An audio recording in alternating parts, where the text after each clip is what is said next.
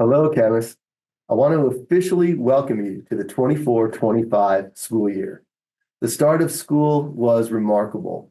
The vibe throughout our schools was exciting, and staff were all smiles as they welcomed our kids back to the buildings.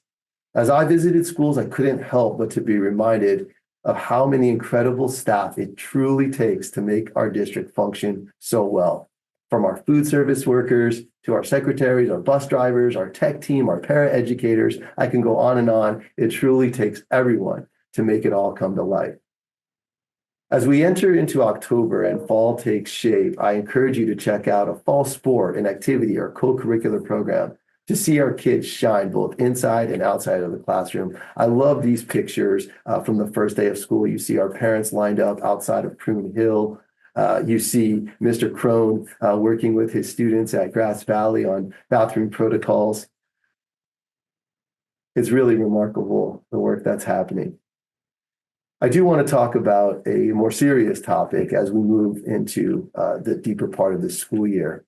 As many of you know, across Washington State, school districts are suffering from similar budget issues that we are here in Camas.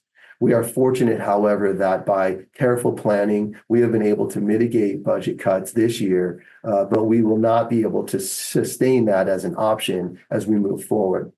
Along with our state superintendent, Chris Reichdahl, we continue to advocate strongly with our state legislators. We formed our legislative advocacy committee. We have our ongoing budget committee, all including parents and educators and community members who are working so hard to convince our legislators that education needs to be the top priority of our state. You can see a couple articles here that really demonstrate that this is a truly a state issue. You see many school districts mentioned in news articles that you're probably seeing out there. I have a slide here that represents some of that, the cuts that are happening in North Shore and Marysville and Snohomish County.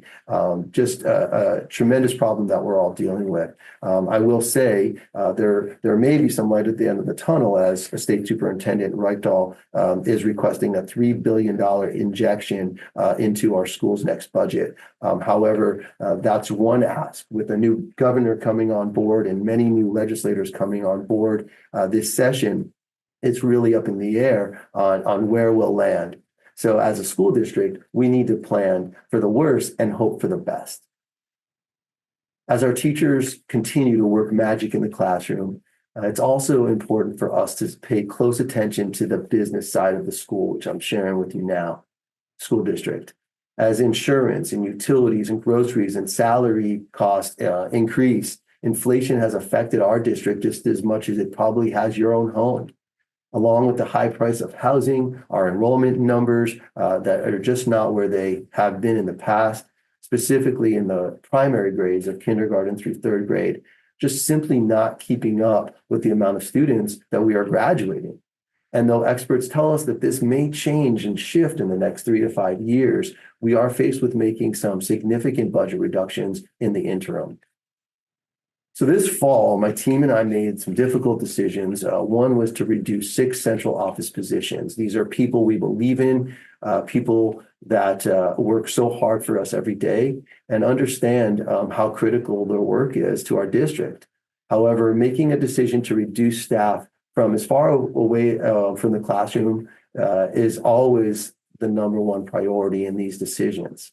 In addition to furlough days at central office, we have reduced overtime, school and district supply budgets, and this has prevented us from making deeper staff cuts in approximately $700,000 of savings. But this, unfortunately, is just a fraction of the amount we will need to reduce to balance our budget over the next couple of years.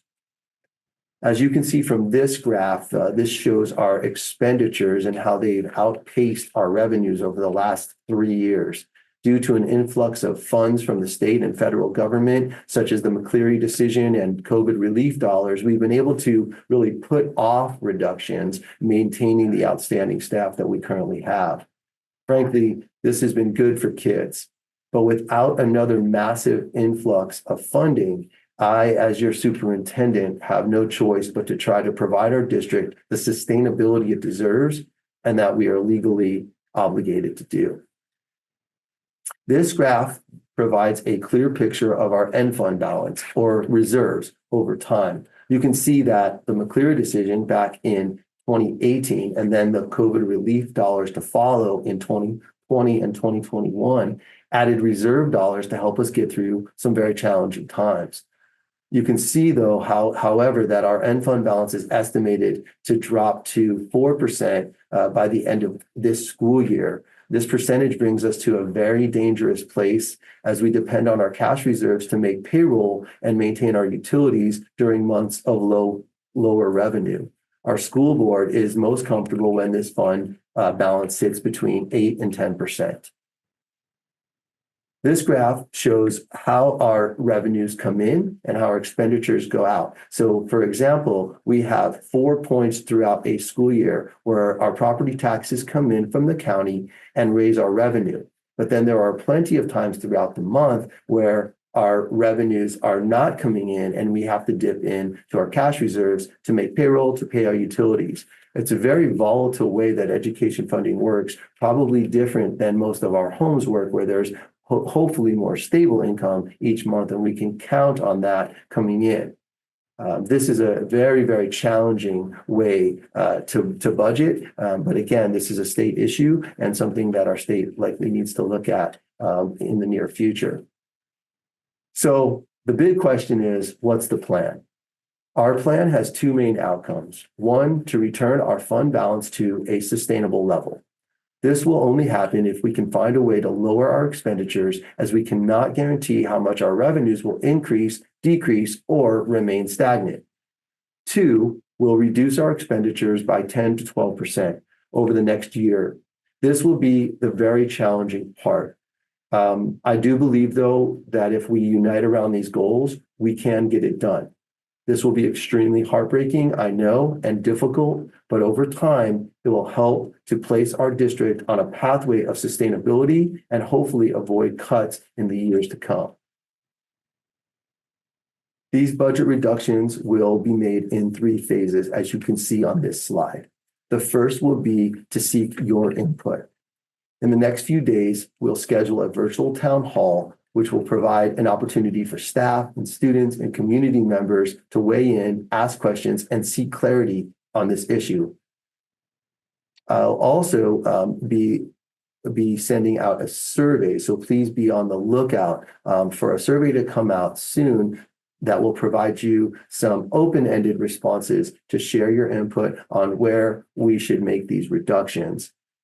I also plan to be out and about quite frequently at staff meetings, in lounges and throughout your hallways at your school building. So please do not hesitate to come up, visit, and chat, and really pepper me with any questions around this budget. We'll also be looking out for a time and date for an upcoming Parent Square and social media message that will come out. I will be sharing this information with PTA, as I've already started to do, and PTOs, organizations around our community, all to make sure that we are on a similar page.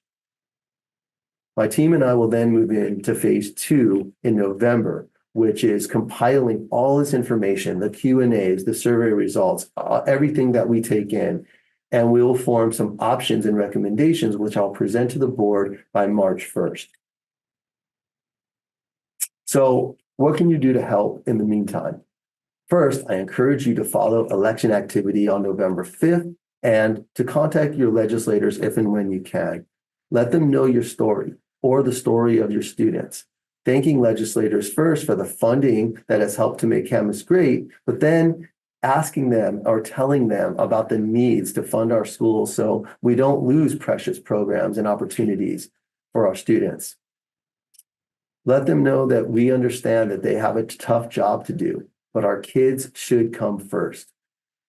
If you would like to get more involved and find a way to help out in a different way, I encourage you to join our Camas Legislative Advocacy Committee or follow the progress on our district budget website or to go to the OSPI Budget Challenges website, which is linked here on this slide.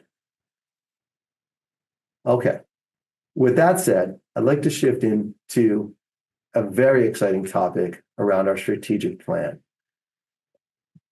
Our strategic plan is such a positive for our district. I'm ecstatic about the work that was put in well before I became your superintendent, and then coming into the last couple of years since I've served. This is hard work that has really a collective voice of so many people, and it's amazing that we've made it a reality. This plan, the reason I'm so excited about it, it's truly our foundation and guide into the future. Our three main goals, which are listed here: high quality instruction, creating a culture of safety and belonging, and providing responsive pathways. This will be the anchor of all we do. In addition, you see here the profile of a graduate. This becomes our North Star. These 5 characteristics identify the skills, the knowledge, and the attributes that support students in a successful transition to life after high school. These are the characteristics that our community has said that they're looking for in a college enrollee, a member of the workforce, or someone in a career or trade program. So we're committed to creating experiences that ensure each student can succeed in fulfilling this profile and the vision for learning. We've also formed work groups, as many of you know, that really wrap our arms around the initiatives brought to you in the strategic plan. These groups meet monthly or quarterly, depending on the particular work plan. Some groups have even started or will be starting with a half-day workshop. Either way, however each of these function, each will have a co-lead, 2 co-leads that will help guide this work. And then monthly, sometimes even more than that, I'll meet with those co-leads to really get the information on what's happening out there, what are needs, what are immediate shifts that we might need to make to make this work come to life. This is very, very exciting work, and we're so glad that so many staff across our district have signed on to be a part of this work.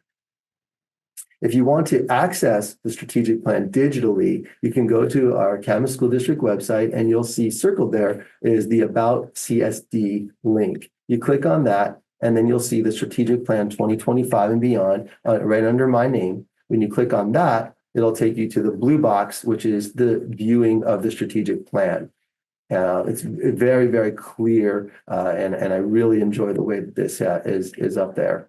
We also added a community corner, which has our strategic plan workgroup updates, and we'll be updating that periodically. So you can really dig into how those work groups are functioning and the work that they're producing.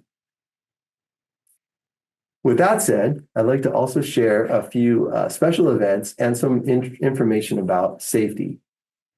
First off, you see some pictures from our kickoff media day. This was an opportunity for all of our fall athletes and fall coaches to really have some real life experiences with press conferences and reporters, and sharing all of their work that they're doing in their respective sports. Great opportunity for kids. We then had the Ledbetter Stakeholder follow-up event. So some of you know about the work that's going on at the UL or the Ledbetter campus, working with our partners in LSW, McKay Sposito, and this was an open house follow-up event that we had on the site just a few weeks ago. And it was just really exciting to really take a look into this beautiful district-owned property and the bright future that we have in store for our community. We also, the board and I have chosen to be at every first Friday, hopefully right outside Liberty Theater like we were in September, sharing our strategic plan, sharing budget information, or just having a great conversation with community members as they shop and enjoy First Friday each month. So this was a picture of the board and me at the September First Friday, and we look forward to being out there on October 4th.